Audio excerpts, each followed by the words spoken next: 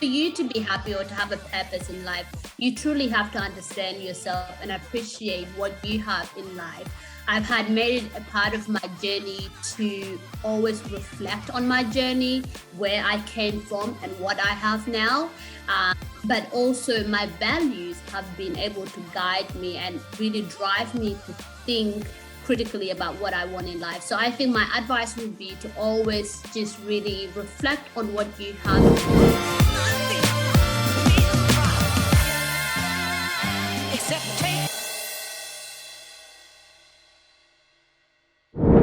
Welcome back, everyone, to another episode of the Few Podcast. And if you're watching this on YouTube and wondering why I am dressed like this, it's okay. I just got the Halloween dates mixed up, and any excuse to put on a flying suit. I thought you had the F-18 parked outside, mate, for after the podcast. Yeah, it would be nice, mate. They're a bit of a vintage car these days, so a little bit of a fixer-upper. I don't quite have the budget to keep it on the road, so maybe I'll just chuck it on a pole out the front.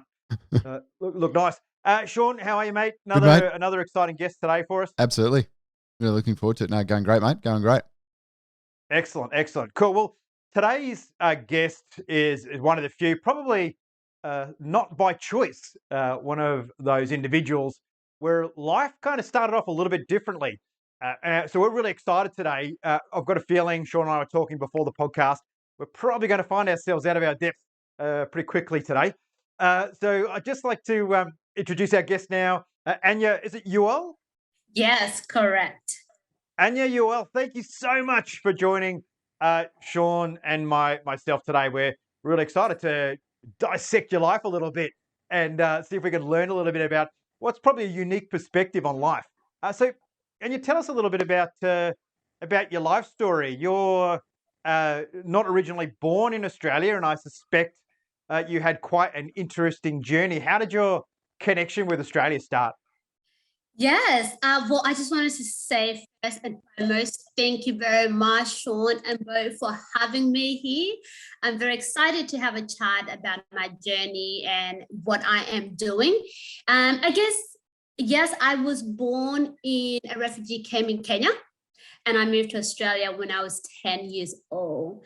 So as you mentioned earlier a little bit, my journey started from, influence of war and conflict, and then having the opportunity to move to Australia to start a better life. And so my journey has started from there, and which has led me to, taking part in my education, and then also developing into a sport person, and now in the fashion industry as well. So it's been a bit of a roller coaster in a sense, but I think most of my journey and resilience has brought me here to your show today. Yeah. That's amazing. What's it like? I mean, being born in a refugee camp, I mean, right there, that is a story that is very, very different to billions of people, and a story that many of us Aussies wouldn't be familiar with. What were the first 10 years like? What's that environment? How can you explain it? I mean, it must have been a fascinating childhood. Was it something that was sort of fearful or fun? What are your memories of that time? Yeah, well, it's so funny that you asked me that, because for me, the refugee camp was a home. I never really got to see there are a lot of issues that I've seen now on television as a problematic. I never saw it that way, because that was the only home that I ever saw. Where I grew up for the first 10 years, I have family there, I had friends, and even though the school was not the most flexible situation for me, I still really enjoy being in the refugee camp. And I loved it in a sense that it was the only home that I knew at the time. And so when I talk to people, and people are very curious and said, oh my God, it must have been hard living in a refugee camp. I said, well, actually, it wasn't hard for me, because I never knew that there was another world that exists from the refugee camp. And so I had memories that will never be forgotten. It's where my life started. And it's what reminded me of where I came from before I have this life now that I do. So it's quite different for people who are growing up in Western countries. it's very, sad that I've been born in a refugee camp, grew up there. For me, I think it's part of my resilience, and it's a part of me. I think that's an incredible perspective too that you put on it, is that it's about perspective. Your perspective, you looking from your side, and you've got a very, what it sounds like, quite a fond memory of that experience. But when, I say myself, looking at that, thinking about that, someone growing up in a refugee camp, it has a very different potential meaning, because I don't have that experience at all. My perspective is completely just left of field in comparison, and such a great, great attitude towards it, and sounds like, quite a fond memories. But what was it that gave you the opportunity to end up coming to Australia when you were 10? Yeah, well, so my relative, my first cousin, had the opportunity to be given a visa to come to Australia, and I was lucky enough to be included in that visa, and to come here and have a better life, I suppose, and opportunity for education as well. And so, I mean, for me, it's not a decision that I would have made. I was a kid, kind of just tag along. They said, look, there's a great opportunity to move to Australia, and you and your sister can come. And that was it. That was the story, how I found myself here. Great. And then, so obviously you said you came here to and education was a part of your journey, but education, sport, fashion. Yes. What was it about education that you saw? Was it an opportunity that you saw in having a good education, or was there a particular passion that you wanted to chase down? Yeah. Well, look, when you are in a refugee camp, or growing up, mostly if you grow up in a very a poverty state, education is often a key to many people.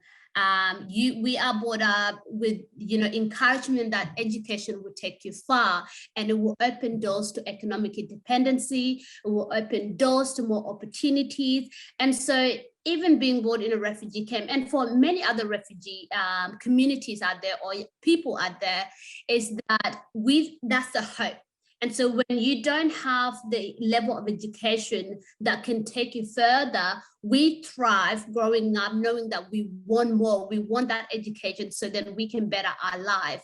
And I think I saw it at an early age, being in a refugee camp, that the funding that was put into a refugee camp didn't really label up the education system. So a lot of people didn't really get that formal education, including myself. I probably had 2 years of education during, growing up in the refugee camp. And so I really thrived for that, and I saw it as a way. So when I came to Australia, it was already ingrained into me that education is a foundation, in particular for young women, from a cultural background that I came, and also being in a refugee camp. Often we are not the first to be given opportunity to go to school. And so when I came here, and education was free, and there was no barriers for me to get education except language barriers that I faced. I had to rethink, and I had to find a way to really make education a foundation for me, but also making sure that I'm involved in extra curriculum that can allow me to expand my personality and being part of a community as well. And so that was the mindset for me. And then I guess struggling from intergenerational issues when I grow up in Australia, language barriers, trying to integrate into the new society, and also being far behind from local students. So already I was struggling in school. As much as I wanted that education, it was a struggle. And so I had to find a new way to fit into the community, into my local community. And that's how I found the love for sport. And so that's how I started getting involved. And I came from a background where women were not allowed to play sport as well. And so that even just gave me that extra push to say that I am going to do it. And so that's how it kind of started off. Yeah. Anya, what was that like? Like, you've obviously in a refugee camp, you're in a very closed environment. Everything's very familiar, lots of routine, lots of habit. Yeah. And then this little 10-year-old girl just hopped in a taxi, went to the airport, flew to Australia. Did you have a good appreciation of what was going on? Like, what were the emotions and feelings that went through you at that stage? And then what was it like when you got here?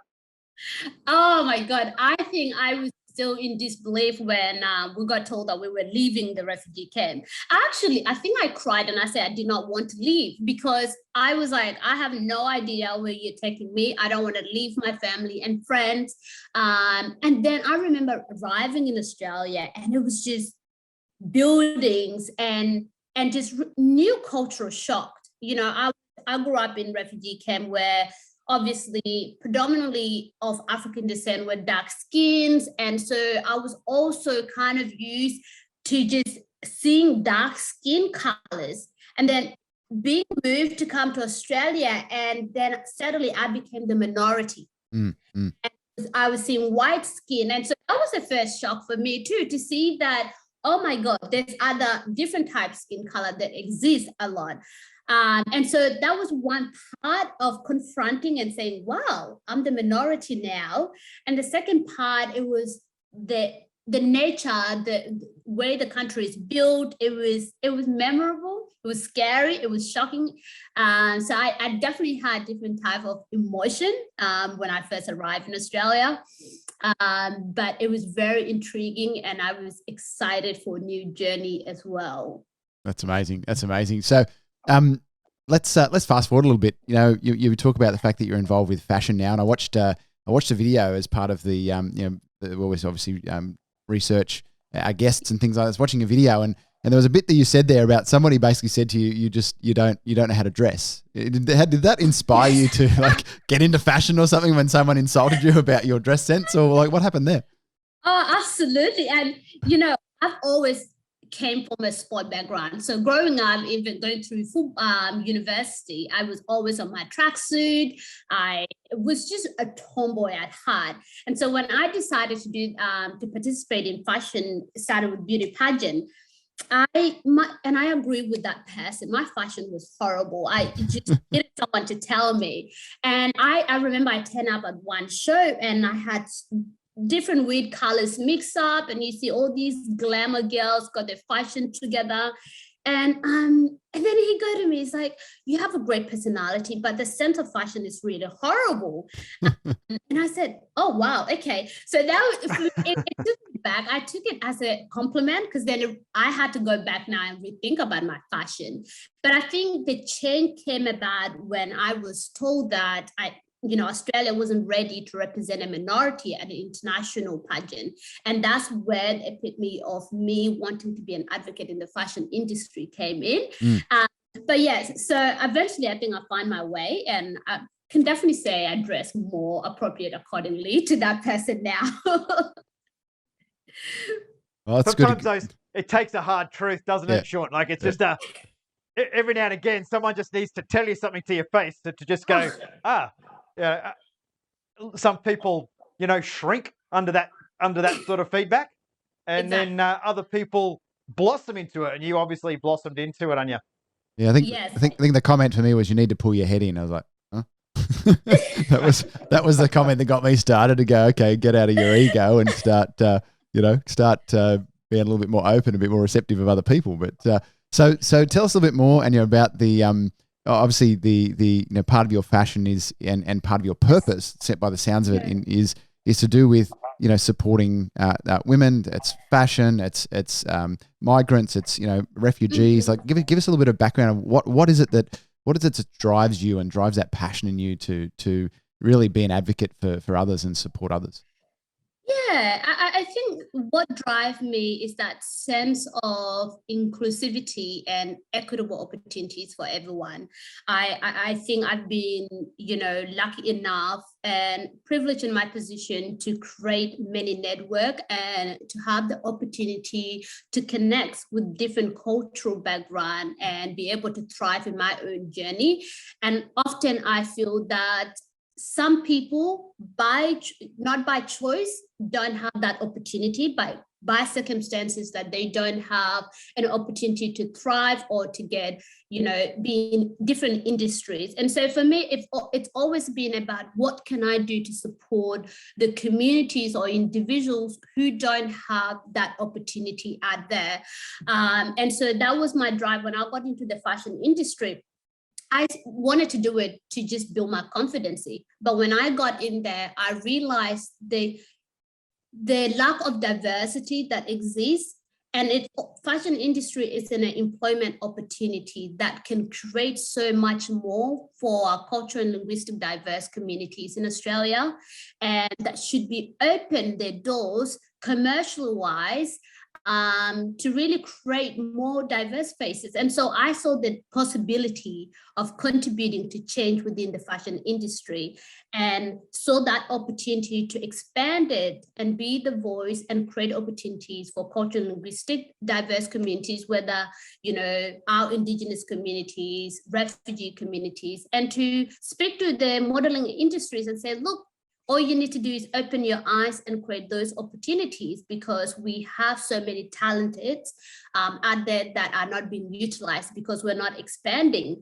And so that has where my passion has come from, just looking at ways to make sure that equitable opportunities are being represented to all Australians. And how do you think, Anya, the assimilation is going in Australia?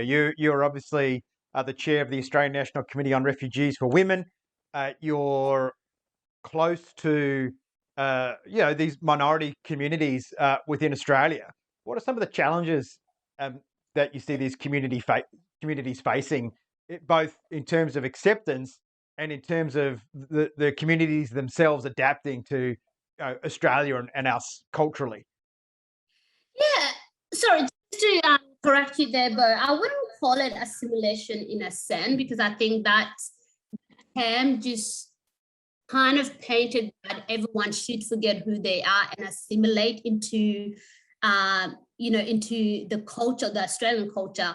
It's a terminology that has been used against our Aboriginal communities for many years. So I will reframe that and say, many of the cultural linguistic, when we talk about refugees or migrants, and I've worked in the refugee sector over the last 7 years, is that they all want the opportunity to be part of Australia in many ways.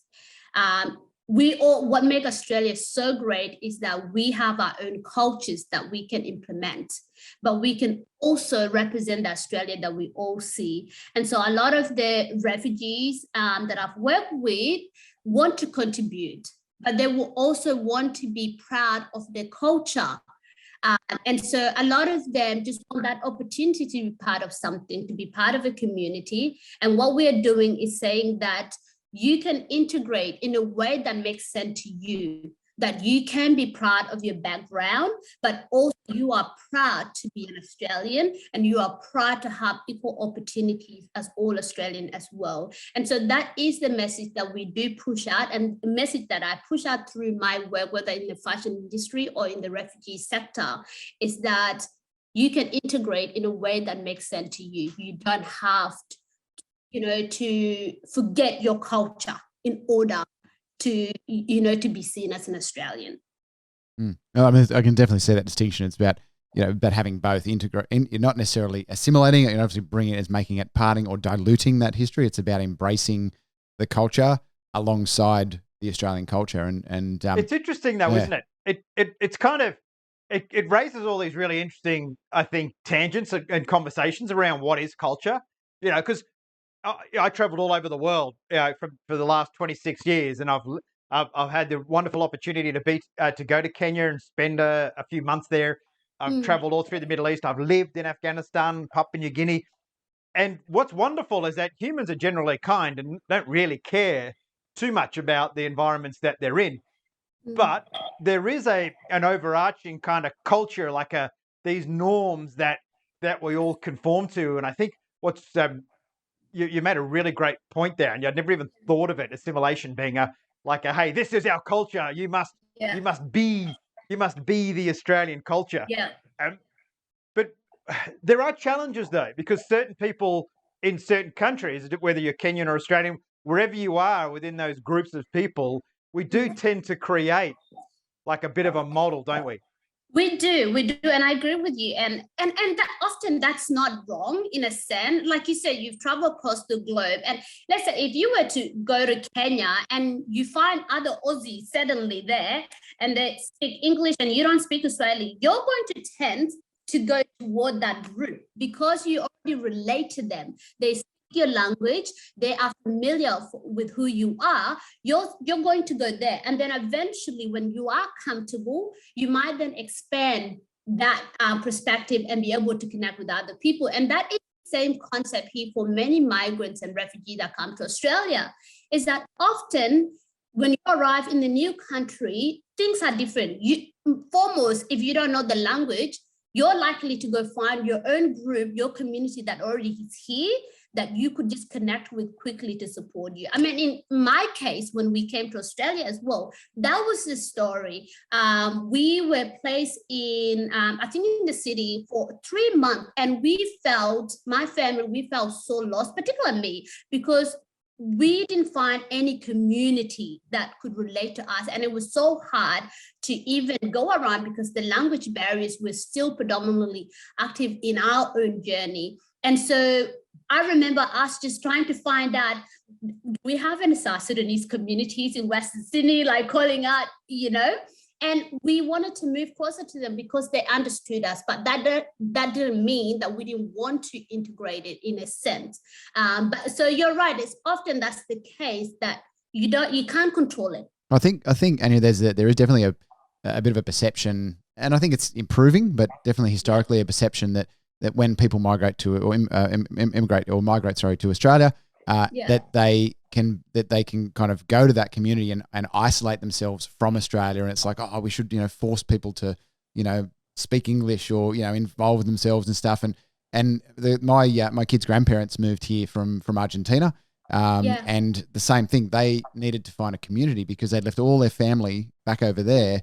They had their 2 kids and themselves. They didn't speak any English. They started off by finding a community that they could connect with, because community is such an important part of the human, our human psychological needs, is being part of a community.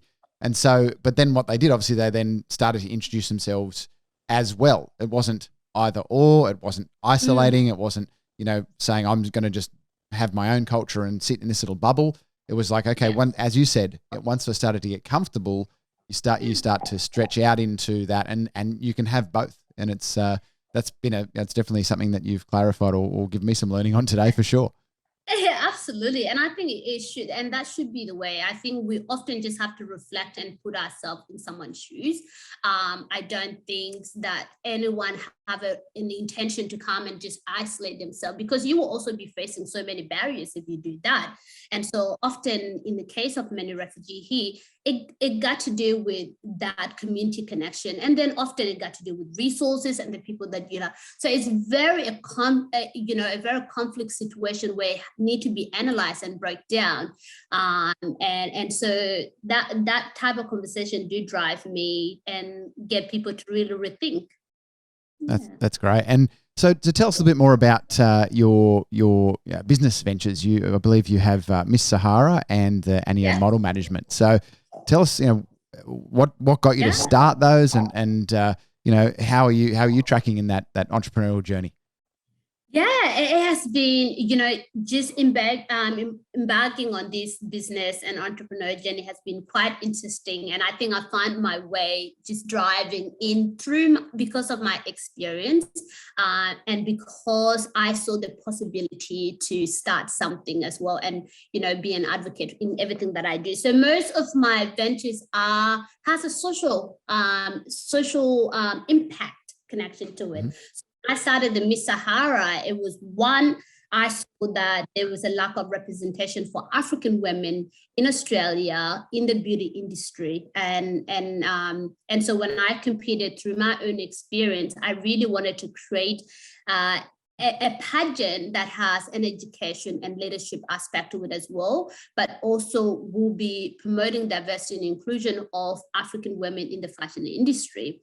So I started and it went successfully for the first year. And then I started to also recognize that I was now not really representing minority communities that were underrepresented in the industry. And so I really had to think critically and said, what can I do to represent other communities? And that's where Anyier Model Management was born. And the idea that now I'm not just focusing on the African communities, but I'm actually focusing on communities who are underrepresented. We're talking about Aboriginal community, Southeast Asian, Muslim communities. And so Anyier Model Management is a modeling agency that's ethically diverse by shape, size, and age. And it's an agency, one of its kind in Sydney, and saying that, we're here and we're going to represent those communities that don't have a representation in the industry. So how's that been received, Anya? How's that been received by the industry? It's quite, I don't think it's been received well yet. I don't think we have reached the top agency and brand that we want to reach. It is one of those elements that you have to reflect when you start a business. Obviously, we start with a vision, and the idea is that we have a social impact vision of it. But is that translating to the businesses and companies and designers that are out there? We don't know yet. I don't know why, but I hope that will be the case, because I think they all have responsibility to create employment opportunities for cultural and linguistic diverse communities. And I'm here to make sure that all those big brands, David Jones, Maya, all of them are listening to make sure that they are doing their part. So, Anya, when you reflecting on your experiences and being motivated to represent diverse communities, yes, what is it about the community outside of those, just everyday Australia? What are some of the issues that you see? Let's just say I wasn't particularly multicultural in mindset. What are some of the challenges and things that you see that you wish weren't there or could be improved? I think there's so many, but obviously we can't address all of them. And that's why I say for my own journey, it's a journey of promoting diversity and inclusion, because I was raised up in Western Sydney, where I have seen so much diverse communities. And like I said, a lot of the communities that arrive in Australia, take one example, some of them might arrive to Australia with so much experience within the industries, could be in the fashion or degrees, but when they come to Australia, most of them will have to start over again with new qualification, which then it make it look like as if they don't have the qualification to get a job in a certain area. That is already a huge setback that we see. And so most of Australia might not even see that. They would just assume that, why aren't you getting a job or this? They would have to go back to study again. They would have to retrain again in their own industry. And it doesn't come easy. So that's just a small element or part of it that I know of many women that I've worked with that have come with qualification, and their qualification are non-existent. They have to restart again. So those are just small little issues. And then the other one, obviously, is language barrier. Maybe now with the young people, it's a bit easier because if they go to school, it'd be easy for them to learn quickly. But also they will still be behind in terms of connection already, let alone their parents would struggle the most, because anyone know once you're like teenager and over, it's hard to learn English quickly. And so the parent will have the different struggle as well. So there are so many elements that exist around that most Australians won't understand, but these are just small examples that we do deal with and we do recognize. It's definitely the case. I mean, even I know that when I was 16 and my dad was a pilot here in Australia, we moved over to Germany for just about a year. And again, we didn't have the language, we struggled in our teens, my siblings and I, to learn it, but my dad had to learn it, had to be able to communicate it on the radio when he's flying, an airliner with 220 passengers on board. So that I saw him struggle with learning that, same thing. We tended to connect to the other pilots that were in Germany as well. And then gradually start to kind of, get out into the community. So definitely know that from experience that he had to retrain, he had to relearn everything, but he had to do it in a new language as well, which was incredibly difficult. Not to mention that when you're flying in Europe, there's multiple languages that you need to be able to communicate to different And we towers talk, and stuff. Sean, we talk in business and we talk about effective communication, in environments where culturally it's pretty bland. I think there's some incredible lessons that we can take out of journeys like Anyier's when communication is a genuine issue, not just where you put the dot on your full stops and your decimal points and everything else. I think there's such a, I think that concept of communicating simply and sticking to the bigger picture and themes, thematics, rather than just getting. I think in business we just get so caught up in the detail and just try and communicate too much. Because then you would experience this. A lot can be said just in body language and a smile and the way that we sit around a table, right? Oh, absolutely, absolutely. And I said, but you said it right. It's all comes down to that understanding and communication, being able to translate what you see as well. And businesses do make it very hard. We are narrow focused. This is what we want. This is what it is, and that's how you ended up not really catering to all your diverse communities or individual, because you're just focusing on one area. I mean, in the case of the fashion industry, what I see is that obviously majority are white Anglo. And so most of the designers and marketing people are focused on that, just on that, without even try to open the doors and things outside the box. So those relate into how you communicate your message, how you try to interact with different communities as well. So absolutely. Yeah, it's interesting that you say that, Boo, too. So I remember when I was in Germany one time, that thing that can get lost in translation, not through necessarily the language barrier. So we had some kids that lived a couple of doors up, and my younger brother and I were out riding our bikes or something as we did, and we have a different type of humor than what Germans have, right? Is what I found out. And it was like some guy yelled at us because we were riding around this unit apartment. He yelled at us because he was getting something out of his van. He was delivering, and we came past, and he kind of went, "Whoa!" And then I jokingly said to my brother, "Oh, look, the van's still running. Let's jump in and nick it, And they're like, "Oh no, you can't do that." And we're like, "It's a joke." And they go, "What is a joke?"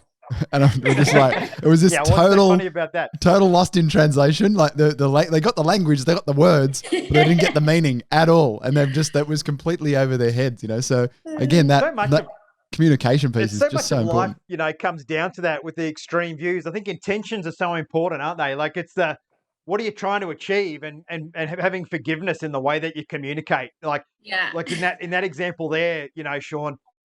Clearly, this guy had a mindset around bratty teenagers getting around on their, BMX bandit style, causing trouble, rather than just, hey, here's a couple of nice kids just having a bit of a joke. And Anyier, you're obviously very positive, Anyier. I think no matter where you were in the world, you would be smiling, you would be forgiving, you would be accepting, and that creates sort of a gravitas of itself. What's your advice for people? Who are struggling to find happiness or to find that purpose? Like, what can you share with us about your own journey there? What can I share? Great question. I mean, look, for me, I think people are different individuals. Even someone who came from a refugee camp and probably had the same pathway as me will have a different point of view. So I think for you to be happy or to have a purpose in life, you truly have to understand yourself and appreciate what you have in life. I've had made it a part of my journey to always reflect on my journey, where I came from and what I have now. But also my values have been able to guide me and really drive me to think critically about what I want in life. So I think my advice would be to always just really reflect on what you have, be grateful. And I think one of the issues that I recognize in Western countries particularly, and in Australia, as privileged as we are as a country, a lot of us in Australia don't recognize how privileged we are, and sad to see sometimes. So I think people should be able to reflect where they are, the opportunities that they have, and then let that drive you. because that's the only way in life. We shouldn't be looking at the negative aspect of it rather than positive elements. Yeah. I think that's something that we see a lot. I think there's given that we've had a pretty strong, Australia's been pretty strong, had economic growth for 25 years. We've obviously had some COVID stuff going on, but in the scheme of things, people still have a roof over their head. They've got, food, shelter. They've, there's job opportunities, even if not in certain industries, there's other opportunities. So, and I think that thing you said the word gratitude. I think that's something that I had to learn in my journey too, is to be grateful for what you have rather than focusing on what you don't have. Because you can always, there's always going to be something you don't have, and there's going to be much more of things that you don't have than you do. But it's that thing of, as soon as you focus on that, you're in a lack mindset. But being grateful and lack mindset can't exist at the same time. And that's the one of the things that I've learned, is that having that gratitude for what you do have and recognizing that, even the small things, being grateful for those things, is something that is, I think, really, really important. We need to acknowledge it every day. And there's a little process that my partner, Chloe, and I do, is on our glass splashback in the kitchen, we write something every day that we're grateful for. And it pulls you to having to think. Some days it's really hard to find because you're not feeling 100%, positive or upbeat. And so it's sometimes you're like, oh, but there's always something. And then once you have one, there's another one. And then there's another one. And there's another one. And it starts that. You can't control life. You can't control it. All of us through our life will experience some, issues, conflict, and so forth. But if we were to focus on those negative elements every single day, you won't get out of the bed. And so you got to find a reason why you should get out of bed. So, And that's the purpose piece, isn't it? You've got to have something intrinsically driving you. And I guess the big part of, what we talk about on the Few, a very big theme is I think what we see is the fewer those that are actually living with purpose, and they're living for something greater than themselves, because there's only so much, selfishness that we can have, and then it becomes very hollow and very non-rewarding. The theme seems to be that everyone coming on this podcast, when you do everything for you, everything becomes personal. When you're doing it for everyone else, it just is. It's just a situation. I mean, isn't that what they say? But it's just like in leadership, when we talk about leadership, leaders eat last. And leaders, if you're a true leader in everything that you do, you make sure that the people who you're catering to are foremost the one that you're catering to. So, yeah. Well, how do you define yourself as a leader, Anyier? How would you describe yourself? So how I describe it's the same. My leadership is that my purpose is to put everyone above my needs, but it's not that a sense that I'm not looking after myself.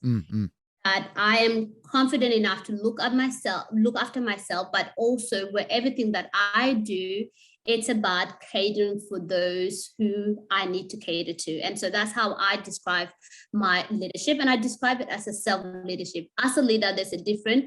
First is understanding what is self-leadership is to you. And so my self-leadership is making sure that I build that foundation where I know my purpose is to serve others and address the need of others before I can really think about what I need to do on myself. So that's how I form it.